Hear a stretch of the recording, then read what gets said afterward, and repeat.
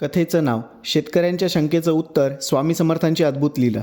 विदर्भातील एका लहानशा गावात गोविंद नावाचा मेहनती शेतकरी राहत होता. गोविंद रोज मेहनत करायचा, पण त्याचं मन कायम शंकांनी भरलेलं असे.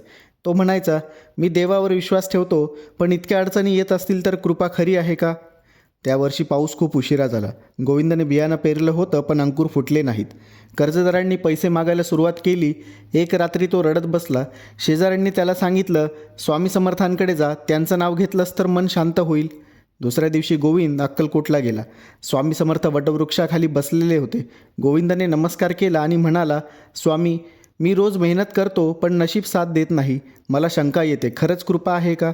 स्वामी समर्थ हसले. त्यांनी गोविंदाला एक छोटं कोरडं बी दिलं आणि म्हणाले, हे बी घे, घरी जाऊन तुझ्या शेताच्या कडेला लाव, पण लावताना शंका मनातून काढून टाक. श्रद्धेचं पाणी दिलंस तर बी हे तुला उत्तर देईल.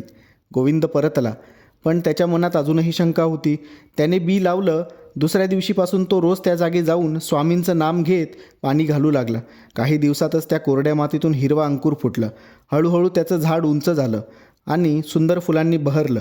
गावकऱ्यांनी आश्चर्याने पाहिलं, जिथे बाकीची पिकं कोमेजली होती, तिथे हे झाड हिरवगार होतं. त्या झाडाखाली गोविंदाचं मन बदललं.